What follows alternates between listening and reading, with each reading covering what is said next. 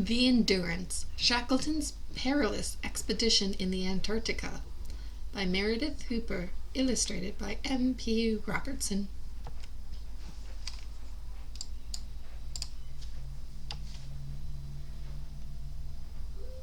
Could you imagine how cold the South Pole must be, and how perilous it would be to travel there? Almost a century ago, Sir Ernest Shackleton wanted to be the first to walk across the Antarctica, the mysterious vast continent at the bottom of the world. But before he and his men even reached the shore, their ship Endurance was crushed by the relentless ice. The suspenseful book tells the true adventure of how, in 1915, their expedition met danger, and how, through the great courage, Shackleton was able to save every one of the Endurance's men from extreme hunger, frostbite, illness, and exhaustion. Lovely watercolor illustrations captures the beauty of the Antarctic landscape and teaches heroic demonstration.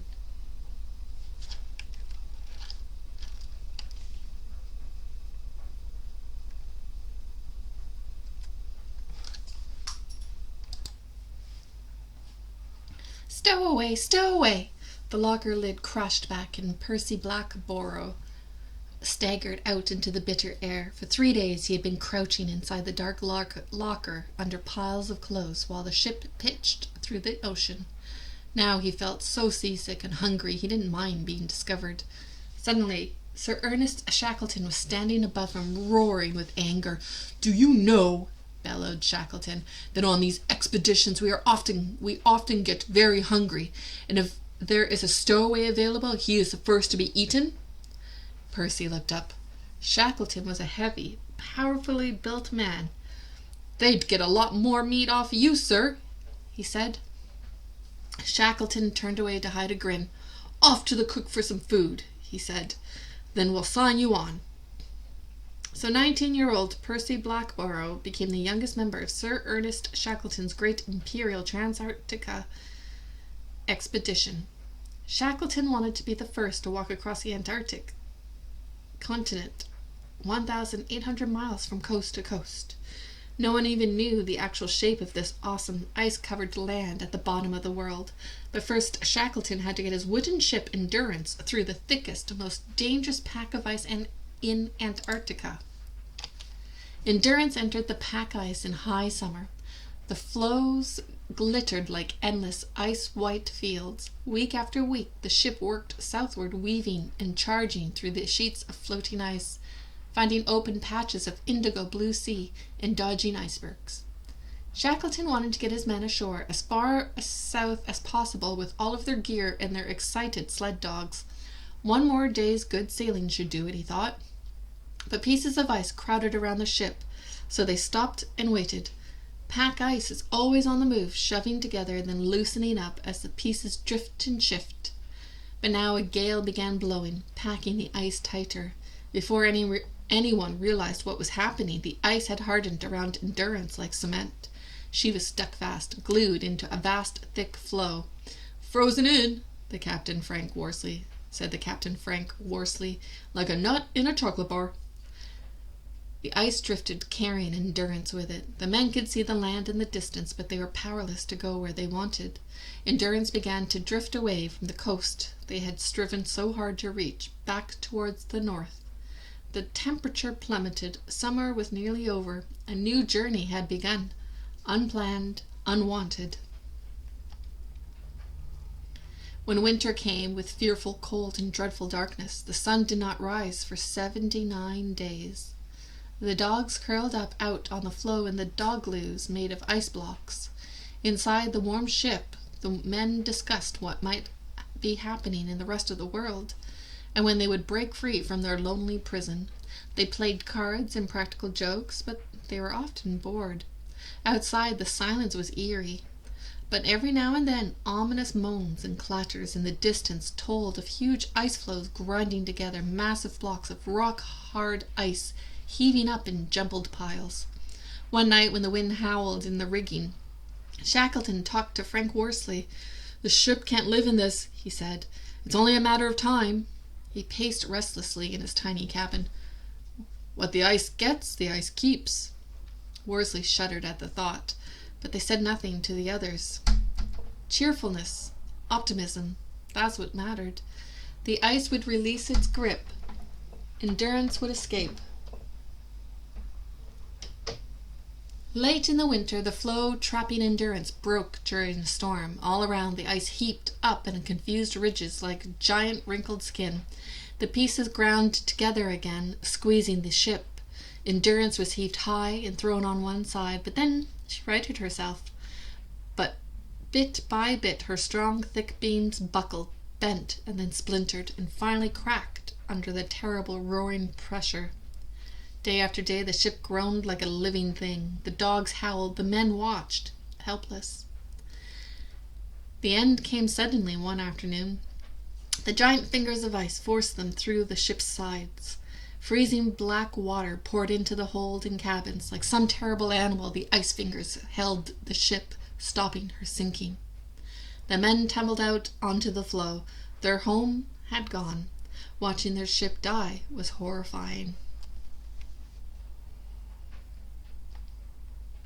Shackleton looked around at his men, tired, anxious faces.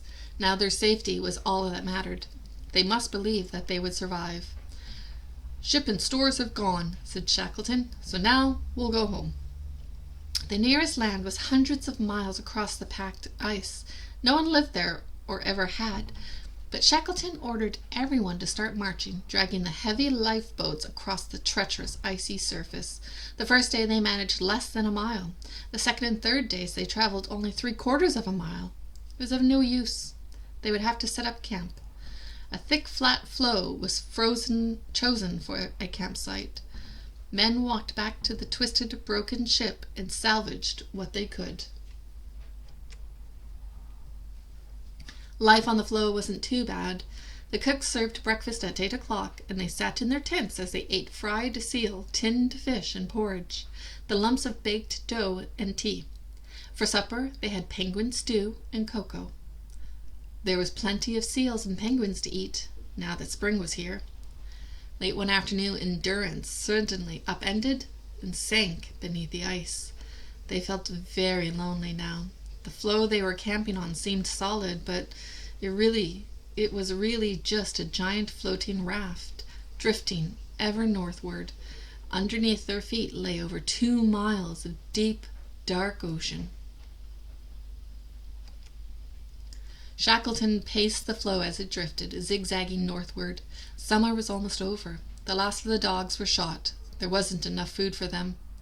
The men sat in their ragged, dirty clothes, fidgety and anxious as they watched Shackleton. Their lives depended on his decisions. At the northern edge of the pack ice, an ocean swell bashed at the ice floes, breaking them up. Their floe was drifting ever closer to this treacherous border between the ice and open ocean. They would have to take to the lifeboats. Their floe heaved and tilted in the ocean swell. Bits broke off. Shackleton ordered everyone to sleep fully clothed, with boots on, ready to be out of the tents in 30 seconds. Only absolute necessities could be taken in the boats, but each man still hoarded his own carefully hidden treasures, a photograph, or a Bible, or a tube of toothpaste. The floe split through the camp. It split again. All around them the ice crashed and lurched. Shackleton watched, waiting for a lead, a gap of clear water. Suddenly it came. The boats were launched, and the men scrambled in and bent to the oars. They had been trapped in the ice prison for 15 months, but the ocean was a much more dangerous, frightening enemy. Their small boats could be easily crushed between jolting, grinding floes. Out in the ocean, the open and overloaded boats could easily be swamped. By the 6th day of their voyage, they were desperately hungry and exhausted. They could hardly speak for thirst. Their skin erupted with seawater boils, and they were weak with diarrhea. Spray from heavy seas froze as it fell on their bitterly cold, frostbitten, soaken bodies. Shackleton feared that some of his men would not survive. Ahead they could see the high mountains and white glaciers of Elephant Island, rising bleak and majestic out of the wild ocean. Late in the afternoon a gale began blowing. The sea rose, dangerous and lumpy. They feared being swept into the snowstorms and shrieking wind, past the island and beyond all hope. But at dawn the land lay straight ahead. A narrow beach was visible, backed by black cliffs. Riding the surf, they managed to bring all 3 boats ashore between jagged rocks. It was land, solid, real, dry land at last. Men staggered along the grey sand, half mad with relief, and laughing, crying. Then they slept, and the sharp stones sticking into their shoulders just made them happier, because stones signified the land, not the terrible sea or the heaving ice. But the beach was a death trap. High tides could sweep to the base of the cliffs, and the cliffs were too steep to climb. Shackleton forced the men back into the boats. No one wanted to face the ocean again. But along the coast, some of them found a safer place to camp. It was only a low spit of land and boulders extending into the ocean, with a glacier at one end and a mess from the nesting penguins. They pitched their worn-out tents, and in the night a roaring gale ripped a tent, and piles of snow covered the sleeping bags. The men were too weary to care. Elephant Island was uninhabited. Harsh mountains loomed through the swirling clouds. Thick glaciers ground slowly towards the coast. Some of the men despaired. To go through so much for this? No one would ever find them here. The gale blew precious cooking pots into the sea, tossed hard lumps of ice onto their tattered gear. Shackleton gathered everyone and, shouting against the roar of the wind, told them his final plan. He would fetch help. They would be rescued. With 5 chosen men, he would take the strongest boat and sail to the island of South Georgia, where there were whaling stations, men, and ships. South Georgia lay 800 miles away across the world's stormiest, wildest ocean. Winter was beginning. The James Caird was an open wooden lifeboat, only 23 feet long. The risk was terrible, unbelievable. Shackleton shook hands with each of his men. Standing forlornly on the beach of their thin, patched clothes, they cheered bravely. If anyone could get through this, it would be the boss. The next morning, the pack ice closed in. Day after day, the James Caird tumbled and jerked in the gale-swept seas. The men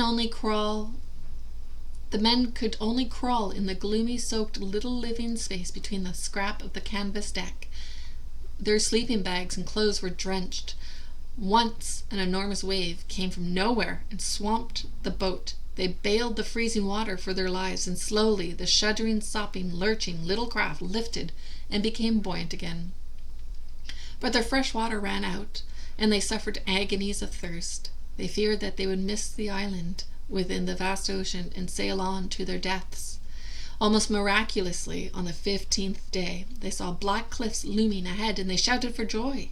Then a terrible hurricane began roaring and battering the James Caird, almost wrecking them on the very coast they had sailed so far to reach.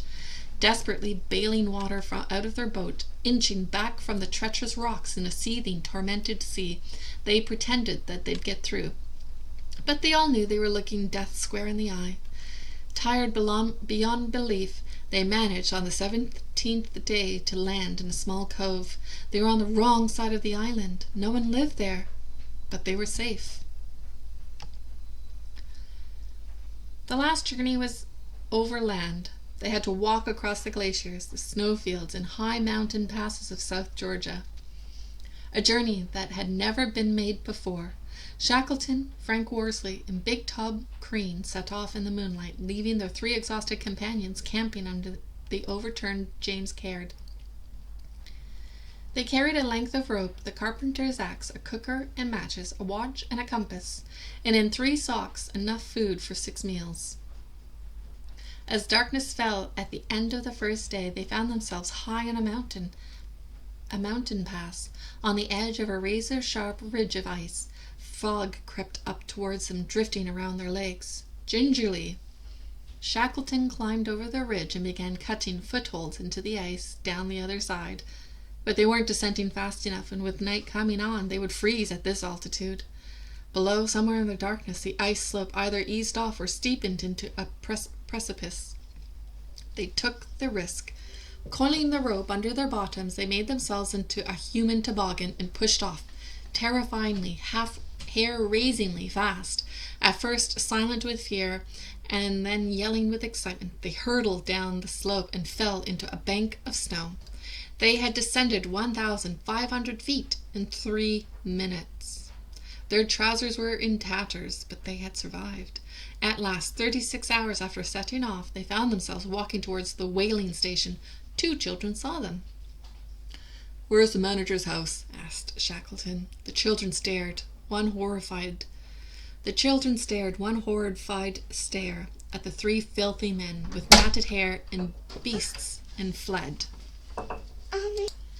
Shackleton, Worsley, and Crean had been wearing the same torn, greasy clothes for 6 months. Their bloodshot eyes blinked wearily in scarred, blackened faces, but they had done what they had set out to do. On Elephant Island, the 22 men who were left behind built a hut under the remaining boats with the walls made of boulders and tent canvas. There was no room to stand upright. It was their bedroom, bathroom, living room, and hospital, all in one dark, filthy, smelly, smoky, greasy space. Some of the men were sick, some injured. The frostbitten toes on Percy Blackborough's left foot had to be amputated. The men huddled around the fire, taking turns so everyone had a chance to sit near the heat. The evening meal was over by 5 o'clock. Then in the gloom they climbed into their wet sleeping bags and sang all of the songs they knew to the twanging sound of a banjo. Every night someone read a recipe out of a little cookbook, and they imagined wonderful meals. Then they lay listening to the beat of the surf, the ice cracking on the glacier, the winter storms hurling stones through the air. The months went by. Food began to run out, and whenever the sea was clear of ice, their leader Frank Wilde said, "Rolling up your sleeping bags, boys. The boss may come today." Week after week, Shackleton tried to find a way to rescue his men still on Elephant Island. The whalers on South Georgia lent a ship, but it couldn't break through the ice pack. Shackleton managed to borrow another ship and then another, but each time the ice won. In a last desperate attempt, the Chilean Navy lent a little iron steamer, the Yelcho. Shackleton promised not to let it touch the ice. "We shall either die or return with the shipwrecked men," wrote the Chilean commander to his father. And this time the weather stayed fine and the pack ice moved away. The men on Elephant Island were sitting down to a stew of old seal bones when they heard a yell of "Ship!" from someone outside. The precious soup was kicked over. They stumbled out of the hut and rushed into the rescue boat. Shackleton allowed no delay. He feared the pack ice would blow back at any moment. Just under an hour from arriving at the camp on the sand spit, the Yelcho headed out to sea again. "I've done it," said Shackleton. "At last, not a life lost." It is one of the greatest stories of rescue and survival.